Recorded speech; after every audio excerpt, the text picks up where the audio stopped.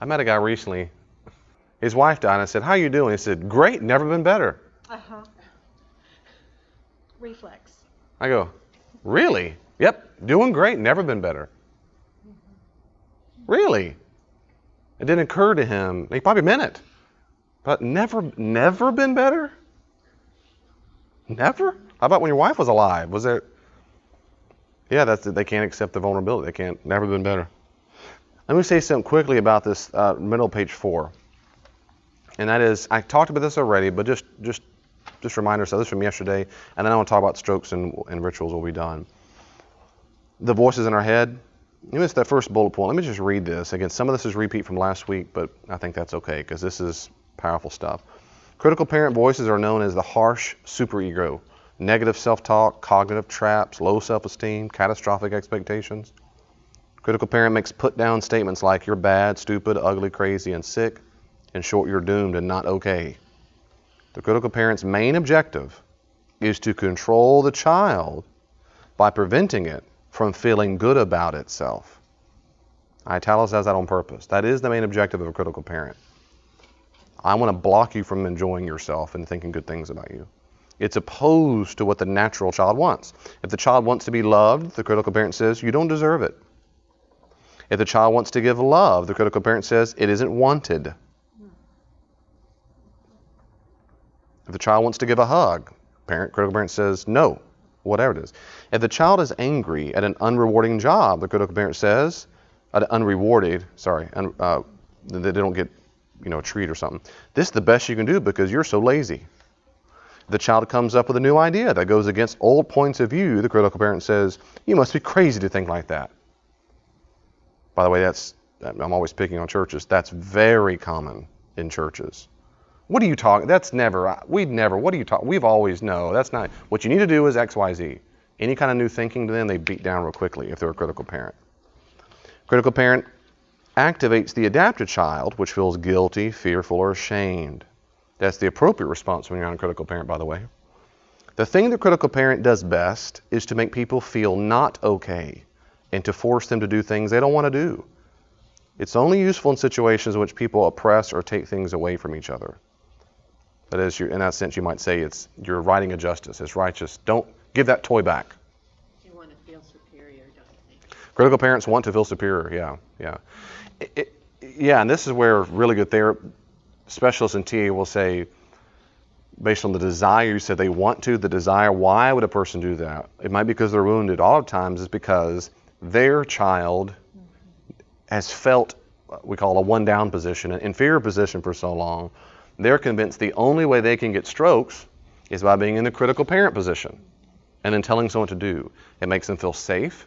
Maybe they were hurt and in danger as a child. If I got to stay in control and I got to condemn you with my arms up or whatever, that'll make you won't hurt me because I'll hurt you first. I will constantly control. So the causes might be from a child need, but they come out as a critical parent. That's a very common one. I found out that parents can do the best job they can, and it's still not good enough. My mom used to say, I'm doing the best job I can. Until one day my counselor said, well, that's not good enough. And I go, let me write that down. That's good. whoever heard And so I used it to us next time she said it, because she said it all the time. Well, son, I'm doing the best job I can. To which I said, what's not good enough? She froze. Like, now what do I say? Because it's true. It's not good. I don't care. And that's why people all the time, when they're so sad and their child's on my couch, their ego state, and they're just so sad, and I talk about it, particularly a parent. Well, they did the best job. I knew they loved me. I know deep down inside when they were hitting or yelling. They never said I love you, but I know they meant it because they're parents. And I go, well, you didn't deserve that. Well, they did the best they could. And I go, great, but you deserve better. It's news. They've never thought about it that way before because they've always justified it because that child, I'm too ashamed to talk about my needs.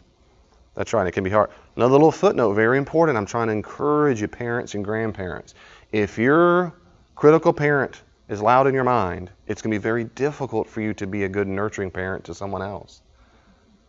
Why? Because you don't feel like you deserve it yourself, so you're going to feel like, why does my child or my grandchild or my whomever deserve it either? Because it's going to feel so unnatural for you to praise them or encourage them. The natural thing that come out of your mouth is something condemnatory. It's going to be natural because it's so loud in your mind that you learn from your childhood, like you said, those parents past generation, It's difficult, and I'm begging you to try to get counseling and work on that so that it is more natural to be a nurturing parent to a literal other child, or sometimes other human beings, other adults, no matter what the age is. A critical parent does not want you to feel good or okay at anything. You're fat, you're ugly, you're stupid, you're this, you're this, you're this. Those are automatic negative thoughts. The nurturing parent loves the child unconditionally and says things like, I love you. You're a winner. You're smart. You're a princess. Or prince for Scott and us and Tom. You're beautiful. Same thing for Scott and us and Tom. You're beautiful. People can learn to cultivate and develop their nurturing parent. Notice how there I said they can learn it, because most people don't learn how to cultivate their critical parent. That's what they grew up hearing all the time. Unless you're in a typical household where one person is the critical parent all the time, and then the spouse was the rescuer. So there's one parent who always took in the bad, I'm sorry, baby, but they took bad cop, good cop role. Mm-hmm. And so in their mind, they grow up with some strong they'll have both messages, but they'll battle that out for a long time. That's a very common parenting scenario where you have the bad cop, good cop, critical parent, nurturing parent. People can learn you can learn to cultivate nurturing parent, adult, or natural child to fight their critical parent. For example, in group therapy, Sunny Cutlow learned about and put together nurturing parent tape recordings, which she listened to whenever her critical parent tried to make her feel not okay. She also developed logical arguments against her critical's accusations, and all this helped free her child from the voices in her head. There's all kinds of things you can do. Just 2 nights ago, I did counseling with a person over Skype, and I was encouraging her. She still has a lot of terrible negative stuff in her mind. I gave her a lot of tips, and one was in her classroom to print out true messages and put them in the back of the room. Put that junk up huge, and I told her what I would put out. And I said, put it out, print it out, laminate it. So when you're teaching, you're constantly, because the negative messages are so loud. I said, if kids ask what's that about, you say it's just true. That is, it doesn't have the name on it, but they're just true messages that they're nurturing, they're kind. I said, print that stuff out, put it on your desk, put it in the book, put it in your car, put it on the mirror at home. I used to do that with Elaine all the time. I'd get a dry eraser marker, which writes real easily on a mirror, and I'd write true messages on there. And a few times, and if she were here, she'd tell you, a few times she was struggling so much, I just, every once in a while I play counselor, I gave her a marker, and I said, come here, honey, let's go to the bathroom. She grins, she smirks, and I gave it to her. And I said, and she got up, this is back in Houston, she got back, I said, get on the sink, I said, write this down. And I had her write out these true messages that we had worked on, and I know these are the right things for her to say, but it wasn't in her to say them. So the practice of having her to just write it, it didn't come from within her, but eventually it did, because that junk stayed up there for months. And every day she got ready, she read them over and over and over and over. What I've done in my own self, I have true messages I put out in bullet points, and I print it out. I've done this at least one time. Put it underneath my monitor at work, and they're there all the time, true messages. Right now in my desk, I've got some summaries of books I've read, and it's the highlights of the major parts of it for true good thinking that battles what I do. And it's in my drawer. Pull it out. For a long time, put it right on top of my desk. So every day I'd come in, I'd start the day off, read my Bible, pull that thing over and read the true beliefs. All the time. So it's not magic, but I guess you can tell you what, it's sure hard to listen to the critical parent when the nurturing parent voice becomes finally louder. And I say this all the time in counseling, sometimes we need a hero, sometimes it has to be you in your own mind. And I encourage people, I picture them, what would your critical parent look like? What's he or she doing? Oh, he's doing this with his finger or whatever. If a nurturing parent came in and saw a hero to stop it, what would you do? Well, she or he would put her hand up and block. To picture it. So it's you, one's doing this, and one's got their fist, and one's cussing them out, you're a loser, and one steps in between what? The child and the critical parent. And for some people, they can't even picture a nurturing parent do it. And then I go, well, imagine for a second, have you ever seen anybody else nurture their child? And they go, oh yeah, I've seen people. We have to fantasize other people and then drop that into their fantasy because it's so foreign to them. And then we practice it. And one of the ways you practice is visualizing it. We write down the true messages, and we say, you knock that critical parent off. You tell them to shut up. Knock it off. Or to use it in counseling, I said this in a sermon, it's stop therapy. Stop it. So put your hand up. Stop. I don't want to hear that. Stop. If my children were in here and someone walked in the room and started doing blah, blah, blah, blah, I want to stand in between them. Knock it off. I don't care who you are. Stop it. I will be the hero to my child, and I have to do that inside too. We all have to do it inside with that negative. That's not helpful most of the time. Most of the time, the critical parent's not helpful. We don't grow when we feel condemned and judged. We don't feel open. We don't feel vulnerable. I'm going to move on and finish up. If there's anything else? I think if this is resonate with you deeply, if it's bringing up stuff, I'm encouraging you, keep at it. Don't give up. And you meet with me, meet with someone else, read some literature, because God can use this in profound ways, I'm telling you. Changed my life. We talked about strokes already, what a stroke is. At the bottom of page 4, there are positive and negative strokes. If you know parenting tips, they'll say there's positive attention and negative attention. It's kind of like that. Positive stroke, smiling, really listening, holding hands, saying I love you, positive strokes. It's a way to let a person know you are with them. Another psychological term is validation. I validate you. I'm with you in the pain. I'm with you in the joy. I hear you. I'm listening. Look in the eyes. That's positive. Hold the hands. High fives, back rubs, whatever. Smiling. It's positive. A negative stroke is still a stroke. You're still getting recognition. But you don't like the way you feel, but you kind of do. It's muddy water, right? It's not mud. It's muddy water. It's sarcasm, put downs, a slap, an insult. Someone says, I hate you. When you're hungry for those kind of strokes, you'll get the muddy water. Now, why is it still water, not just full on mud? Because it is some kind of attention. There's a little bit of validation in there because what? At least they're talking to me. You're getting some attention. They might be cussing you out, but I've got his attention for a second. He knows you're alive. That's exactly right. And that's why children, literal children, will grow up and put up with all kinds of negative strokes from horrible parents and parenting, addicts, wounded people, whatever, because they'll rather get nasty water. That's all they know to get. That's all, number one, that's horrible. That's so sad. 2, it's extra sad and horrible when that literal child grows up and still keeps wanting the same thing, which is not their fault, right? That's what I talked about earlier, is that they still grow up and say, I still want to, and counseling can help with that. But that's because they got a negative stroke. They'd rather get something than nothing. And why is that? Eric Burns said, because we're depleted. Our tank is so narrow for most people, we don't have enough of it. That's why I said, not to toot my horn, but I'm just, if you were there and you remember, I said in the sermon, most people, their tank, I said, I'm using this background. I said, they never get tired of being encouraged. I said, their tank never gets filled up. That was back to the stroke idea. It's just true. How many people get tired of being encouraged? I mean, you don't. If you block it like a ninja, you get tired of it because you won't accept it. But if you are accepting it, you don't. Your cup runneth over, and you go, bring it on. And people just love. So how do you learn to accept it? How do you learn to accept it? There's a few things. If you're in a counseling situation, I'm going to figure out their past and try to figure out where they learned it wasn't good to accept it. And 99% of the time, it came from a parent who taught them. And 99% of the time, the person won't say, my parents taught me that. I will have to ask them, tell me about some interactions. What happened when you did something well? If you got straight A's, if you did this, or if you were hurt. And they'll go, oh, I guess my mom would say blank, or my dad would say blank. And then I have to help them see they implicitly were taught that their needs and feelings were not good. They were implicit, they were discounted. And for a lot of people, that's very difficult to hear those words because they've been so defensive for their parents. Those guilt messages, well, their family. Well, I'm a Christian, I forgave them. And they come right to the rescue with the critical parent tapes, and I get to hear it. They spew it on me. It doesn't work. I go, I hear that, but that's not. I'm not convinced at all. I think it's very unfair you were treated that way. You deserve better. You deserve to be unconditionally loved and accepted. Well, no, they did the best they could. No, they didn't. Well, even if they did, who cares? You're still hurting. No, I'm fine. Well, then why are you here?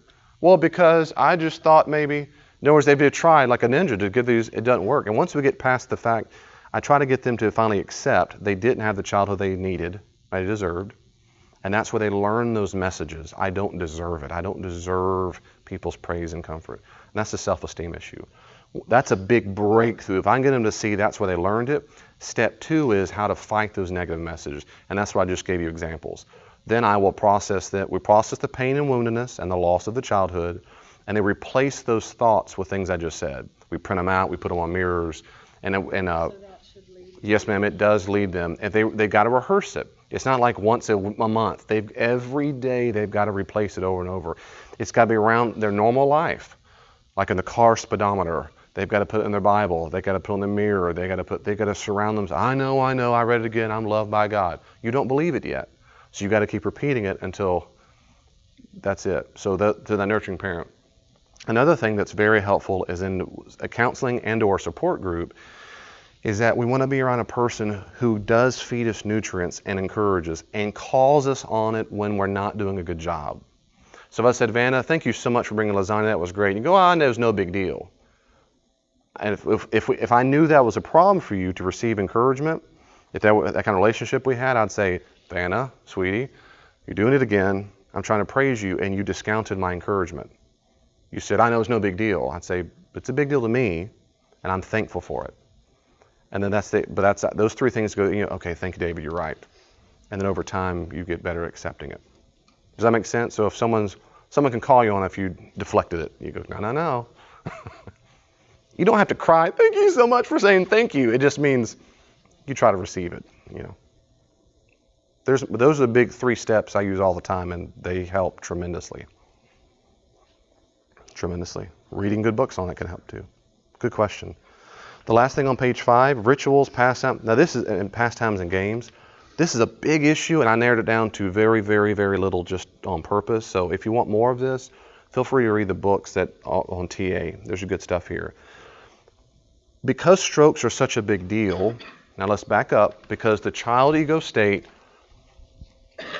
likes strokes, likes attention and validation, typically doesn't get it, and typically feels guilty because the critical parent blocks it. Someone tries to praise you, the critical parent steps in the way. Don't you praise him? You should know better. Well, he did the best. Oh, I know. The critical parent blocks the encouragement. And then when it's time to critique, they turn around and critique the child. And since they block the encouragement and block the stroke, they're crying out for attention. Since they're crying out for attention, and they don't have the capacity to say, I need attention, I need comfort, I need encouragement, we humans do certain things to get strokes. One is to be that covert vocabulary. And here's 3 other ways our little child's trying to get strokes without just saying it. Here are the 3. Does that make sense? Okay, here are the 3 common ways. A ritual. These are a preset exchange of recognized strokes. This is what everybody does in the world. Hi, how are you? Fine, thanks. Well, see you around. Bye. That's a ritual. It's a ritual to get strokes because I'm recognized, I talk, hello, da-da-da-da-da. Someone looks in my eyes, basically. It's preset. We both get stroked. We both get validated to some degree and recognized it's time to go. It's a preset. What happens when the ritual's over and you're still stuck with that person in the room? How does that feel? What happens when we call it small talk, but he calls it a ritual? When the small talk's done, how you doing? Doing great. How about that weather? How about them Chiefs? Well, that's the next part, number 2. That's called a pastime. It's a preset conversation around a certain subject that is common in a particular culture. Pastimes are most evident at cocktail parties and family get-togethers and churches. Some common pastimes on a Sunday morning are potluck or catered. Where'd this food come from? How'd you make this? That kind of thing. The weather. Boy, this weather's been crazy. Global warming, what do you think? General Motors. I like Ford, Chevy, Dodge. Just check one because they have a better engine body. Drugs. All right, politics. Who's divorcing who? Called musical beds. That's the gossip. The point is, these pastimes are, in a social contract theory, these are things we've all learned it's okay to talk about because they won't be offensive. These are preset parameters. It's a playground we can all play in, and we all agree it's okay to play here, but you can't go in that playground over there for a second. You don't talk about what and what, usually. Politics and religion. And that's nonsense. People love to talk about politics and religion. But anyway, the reason why we're told that is because it might be offensive. So pastimes are preset conversations. Almost always you'll hear, and you'll do it if you're not careful. Maybe now you'll start noticing it. You'll know all the time. Almost always you'll hear a pastime when the rituals run out. When the rituals, hi, how are you? Doing well. How's your mom? Doing great. Hadn't seen her in a while. Yep, good. Now what do? Pastime is brought up like that. A lot of times churches is one of the best places to see rituals. Now this is for, hi, how are you? Fine, thanks. Well, see you around. Bye. Sometimes churches might have 7 or 8. How you doing? How's your mom? How's that surgery? Okay, good, great. But if that's over, it's time to leave. And so that's just enough time to get some coffee. It's just enough time to shake my hand. It's just enough time to greet someone and go back to the car. And because that's safe and acceptable, I did my duty. We all got stroked, time to go home. And then there's pastimes, and I've heard them here around the coffee table, around the water cooler at work. It's what do you think about them engines? What do you think about that game? What do you think about my crop came in? There's pastimes here in Kansan pastimes. And then there's different things. Then there's a different category that's not a ritual per se, if someone really wants to talk serious about something. And my personality type is just a personality type issue. I don't like rituals or pastimes. Rituals kind of okay, but because I tend to like to be right into a real world. So when I ask people, if I say, Chelsea, how are you doing? I'm really asking how you're doing. It's not a ritual. It's not a ritual. I really care. I made my mind up years ago. I remember because of rituals. I didn't know this until I learned it because I did the same thing, rituals and pastimes. This professor who I love, smartest guy I'd ever met until that point. I remember where I was. We were going up in the stairwell. My last quick story. We're going up in the stairwell, and I said, his name is Wayne Stacy, Dr. Stacy. I go, hi, Dr. Stacy. How are you? And I always wanted to impress him. I always wanted, because he was so smart. I wanted him to like me, and so I was always nice and whatever. I was 22 years or whatever it was. It'd be different now, but anyway, I wanted to make him happy, make Daddy happy, kind of. And I said, hi, Dr. Stacy. How are you doing? He goes, I'm fine. And I said, good, I'm doing great. And we're on the stairs, and he paused and looked at me, as he always does, with this real kind of sarcastic, brilliant smile. And went, and just smiled at me. And I went, not that you asked, but good. And I turned all red. That was a ritual. He skipped number 2. Yeah. He didn't say, how are you? Yeah. But I knew the ritual so well, I know what he's supposed to say. I never did that again. I have never, ever in my life. If I say hi and I go, how are you doing? They go, great. I stop. I listen. Because I wasn't listening. I knew the ritual. It was so ingrained in me. But I've never, and I've noticed many times when Elaine sometimes or people, they'll do that. Oh, I'm sorry, what I did. And we laugh and laugh. Yep. But now that's the ritual. Pastimes we do afterwards. Games are different. Games are devious. They're repetitive. They're transactions intended to get strokes. But unfortunately, the strokes obtained are mostly negative. It's that muddy water. A game is a failed method of getting strokes. It gives emotional strokes and time struck. That's why we do it. We get some strokes. Time passes on. Most people like their time passed on. The child they want to play. They don't want to be bored.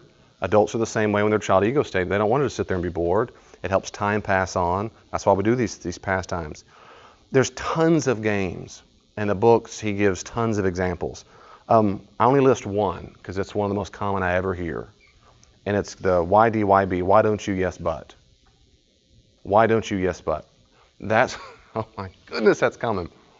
Man, I want to lose weight. I need to lose this weight, and I'm done. I need to lose this weight. I've been gaining weight ever since, I'll pick on women because this is so common. Ever since I had those babies, I must have gained 20, 30 pounds. Why don't you go to the gym? It's, that you can get a trainer there. Yeah, I know, but it's too far away. Well, I could pick you up sometime. I go every single morning. Yeah, but that's too early. My kids are sleeping. I got to help them. Well, what about in the afternoon? Yeah, but I can't do that because my son's. But I got to lose this weight. Well, maybe you can eat differently. I can send you my airplane. Yeah, but that's too hard, and I don't have money for all that food. Well, you see what happens? It's why don't you? Yes, but. The person who started that game doesn't give a rip about really losing weight. Part of them does. What they really, really want is strokes. Because as long as I can get you and if I can keep you just keep on coming. Yeah, I know, but I've got you. And we have a conversation. So I'm getting attention from you, but it's usually negative. That's usually negative strokes. Huh? They'll be frustrated. So that's right. So in the games always leave, the people in the game leave feeling differently. The person who did the why don't you, they've taken on what role? Parent. They've taken on a parent role, trying to talk to the child. Yeah, to whatever. So since we're in a parent role trying to tell them what to do and give advice, and they're not receiving it, it's discounted. Well, we get frustrated because why don't you go to the gym early? Well, I could pick you up. Well, I could do this. Why don't you take my advice? If we're in that role, we're the parent role, we leave frustrated because the child didn't take our advice and do what we said. The child feels a little happy because they got attention from mom or daddy, the parent role, for as long as that went on. But it's not positive It wasn't a nurturing parent saying, don't worry about that, you're beautiful as you are. It's critical because you're telling them what to do. So it's a negative stroke. So the child who started it leaves a little bit happier because he's got a negative stroke, it's a little muddy water. The parent who in the situation leaves just frustrated. If the parent who left, and that's that situation, not the literal parent, the parent ego leaves frustrated, and if that parent is a rescuer, a nurturing parent by script, they're extra frustrated, but guess what they're not going to do? They're not going to give up. They're going to try next time they see you. They're going to come back and try one more time. I've been thinking about that problem. I've got it figured out. I will buy you DVDs and take it home. Yeah, I know, but I don't have the right equipment for it. I'll buy the equipment for you. And I'll come do it with you. Yeah, but that's just so hard. I don't know. You see, they go back to the game. But if a rescuer don't want to give up because they don't want the person to feel despair, sadness, or frustration. But the child in that situation doesn't give a rip. They just get a lot of the strokes. That's called a game. One is called Niggy Sob. We're adults here. Niggy Sob is the acronym. Now I've got you, you son of a. That's Niggy Sob. People who are real sick do that. Now I've got you. They're the ones who are so sweet and stroke and kind. And as soon as you come in, bam, they nail you. They're the one. Oh man, I don't want to give you names. I know people who play this game here. Hello, good to see you. Nice to see you. They're the same people look at you. Hi, nice to meet you. You're the ugliest person I've ever seen, with a smile on their face. Once you get close and get vulnerable and start talking about your life, they slam you. That is, they switch from a nurturing parent who's been very, very nurturing, and all of a sudden switch hardcore to critical. Hardcore, that's the Niggy Sob. Now I've got you. If you're a child state, often never got those needs met as a child, guess what you're going to keep doing? You'll go back to the Niggy Sob person. Because for a second you got comforted. Even though you know you're going to get slapped at the end of it, but you still have those needs. And so it's, again, the problem is not the first time it happens, it's the next time you go back to that person expecting them to be different. Does that make sense? The Niggy Sob, does that make you look in the face? Does that? Niggy Sob is when the person, they want to draw you in so they can flip you around and do a critical parent on you. Oh man, I think those are some of the worst. And there's some of this church, there's some in every church I've been to. There's some organizations, they come across real sweet and whatever, and they'll flip on you. Although, why don't you ought to? And there's a whole list of games that Eric Byrne came up with. I'll stop there. What question or comments do you have for me? What does that mean? That's a wonderful question. Why is it if sometimes we can't cry? First thing I'd say is, if it is a critical parent telling you should be done by now, you should stop crying, you should be whatever. If that's... I don't believe that. When a person struggles with that, I'd say, well then, yeah, your critical parent's telling you to be quiet. Secondly, I'd say is, have grace for yourself, because we will do what we typically, when emotionally, if we're fully giving ourselves permission, we'll do what we need to do.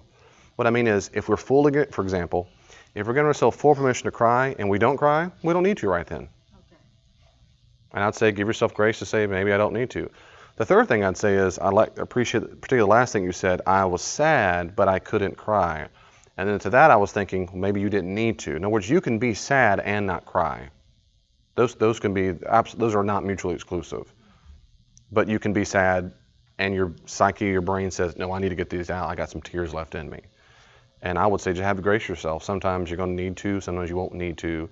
But no judgment on whether or not you cried. But that hurting inside doesn't go away. It doesn't hurt and doesn't go away. And I believe You still have that. those are deep wounds. Yeah. Those are deep Still wounds. there. That when people lose spouses, children, I mean, there's no old normal. There's no old normal. There's a new normal, but there's not an old normal. That's for sure. I mean, there's really no end to grief. I mean, it's just, it changes in intensity and so on. Right. And divorce and widow, whatever, it's all a type of grief. Mm-hmm. So Mm-hmm. all losses are. Even when I heard Gary died, I mean, it really Yeah. makes me sad. It hurts. I hate to lose him, but I don't just burst out in tears. Yeah. And that's okay. That's okay. It doesn't. That doesn't have to mean anything. It can mean that you're not there at a place to cry. It doesn't really. That doesn't mean you're a sinner or dysfunctional. Sometimes I would really like to be able to. If you cannot cry, maybe ever and in general, that might be something else. That is, in general, if I cannot do it, there very well could be an emotional blocker or a physiological blocker, that is some chemical balance or an emotional thing that blocks it out. And that depends. I'm not talking about, that's different. I'm trying to nuance these words carefully. I said in general. If sometimes you go, that used to make me cry, now I'm not, that doesn't mean necessarily something's wrong with you. But in general, some people said, I haven't cried. I've met people, I haven't cried in 32 years. That's weird. Not a judgment. I mean, technically, that's odd. That means something's gone on, probably why they can't. And I've counseled people, I don't know why it is, and well, let's figure it out. And sometimes it's critical parent that was so loud in their head. Sometimes, a lot of people, the pain is so profound, they've blocked it. It's so stuffed that they can't, their child just won't even, like a little child just got their mouth covered up. I won't even let them come, I don't even look at that sad child because I won't be able to control myself. And you have to come in stages. You don't want them to start all of a sudden burst like a bubble or a balloon. That's not healthy either. So 2 stages. But since that's all I know from you, that's what I'd say is, and one is give yourself grace. But if you find yourself in general not being able to cry in life at all, it might mean something else. It doesn't mean you're profoundly dysfunctional. I mean, at worst case scenario, it'd mean that you just might have some kind of wounds that, or you just got so tired of crying, you're like, okay, I'm tired of that. I mean, that's not like a major disorder or something. The opposite's true for people who cry all the time at the drop of a hat. And I know of people, in fact, in the last DSM-5, the DSM is kind of the Bible of psychology. It's how they diagnose things. In the DSM-5, there was a lot of talk about creating something called chronic sadness. Chronic grief is what it's called. And that's the idea of a person that affects a very small portion of the population who are going through grief, 1 or 2%. And that is, they seem not to be able to turn off the faucet. They have intense feelings of sadness years after the fact. So it's chronic in that it happens all the time, but it's after a disproportionate amount of time. So if they lost a spouse and say it's 5 or 6 years later and they're still crying all the time when they talk about them, or a loved one, they're crying all the time. I've known people with chronic, I've tried to help counsel them that. So it's not like an overnight you should turn it off and be better, but this is over prolonged. Because on average, it is on average. Spousal, someone dies, on average it takes about a year, or a child takes about a year for the intense wounds to, as one person told me, lost a son, the fog cleared. So the wound's not nearly as painful. There's usually averages, but if it's 3, 4, 5 years later, it's a chronic issue. That's a different issue where I can't stop crying right away. Then I will say, have you always been that way? Yeah, ever since I was a baby, I cried all the time. Well, that's probably not an issue. But if something changed, it probably means something. If you were not the way, now you are, something's going on. Same thing with crying. If I used to do it a good bit and all of a sudden now the faucet will never turn on again, there probably means something too. I doubt something serious. It's worth exploring. But no matter what, I'd give yourself grace and say, sometimes it's just okay not to want to cry. It's okay. It's okay. So, right? So don't, it's okay to cry. It's okay not to cry sometimes. So I wouldn't judge yourself and go, that's what people, maybe I should be crying. What kind of person am I? I should be crying when, no, that's judging. That's just,